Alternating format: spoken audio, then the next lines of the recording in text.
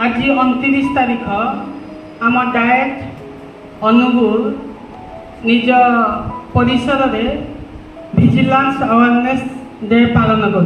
Vigilance day पालन अवसर में जो आम शपथ पाठ करने कथा सेटा आम वर्तमान करने जाऊ। शपथ पाठ करवाई आम गुरु छात्री 2 जन को अनुरोध करेंगे।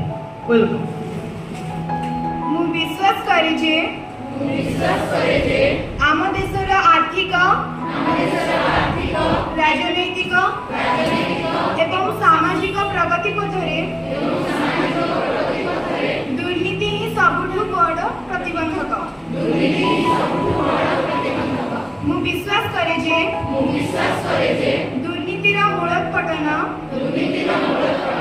निमंते समस्त अंशीदार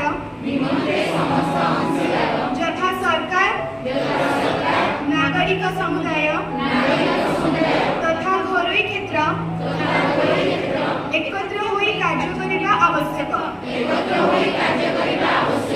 मु अनुभव करे जे प्रत्येक नागरिक सबु समय सतर्कतार सहित सर्वाधिक साधुता और सत्यनिष्ठारे प्रतिबद्ध रही दुर्नीति विरुद्धरे संग्राम को समर्थन करबा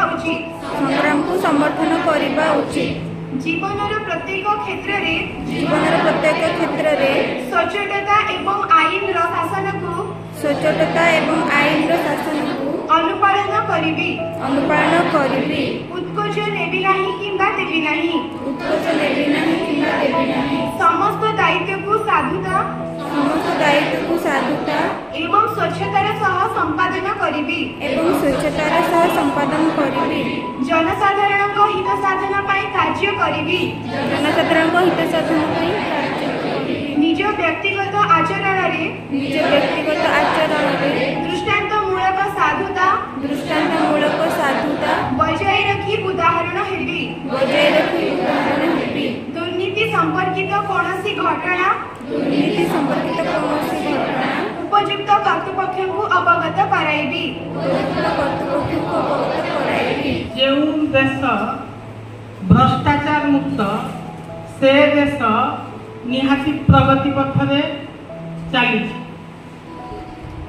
जो देश जेते भ्रष्टाचार में परिपूर्ण से देश पछकू चली। तेणुक यही प्रसंग में आमर यही कार्यक्रम रखा जाइछि। आउ यही कार्यक्रम में संबोधन करने मो अनुष्ठान अध्यक्ष महोदय को अनुरोध करी।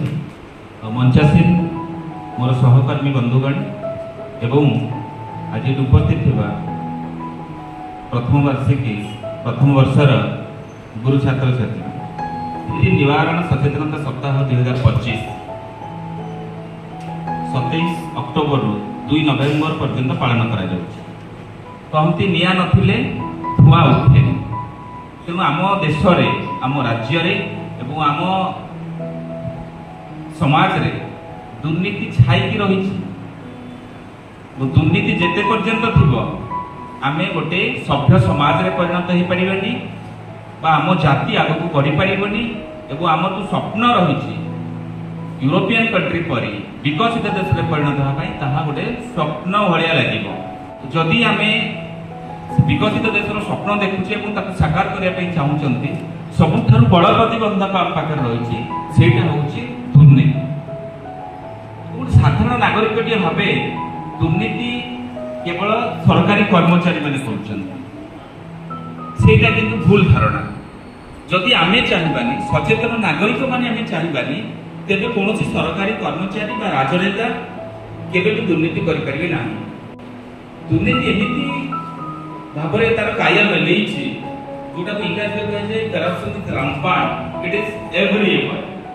दुर्नीति हम घरे होछि, दुर्नीति हम समाज रे होछि, दुर्नीति सरकारी प्रतिष्ठान रे होछि, घरोई प्रतिष्ठान रे होछि, सब जगह रे। सेही जे कहते आज हमर प्रति रक्त बिंदु रे वर्तमान दुर्नीति बसी जाइछि। ठीक हिसाब रे जने सचेतन नागरिक हिसाब रे जने आज गुरु छात्र छात्री हिसाब रे मोर एतरी कोन भूमिका अछि आगामी दिन रे किंतु दुर्नीति मुक्त समाज गठन करिया पई गोटे बलिष्ठ योगदान देवी।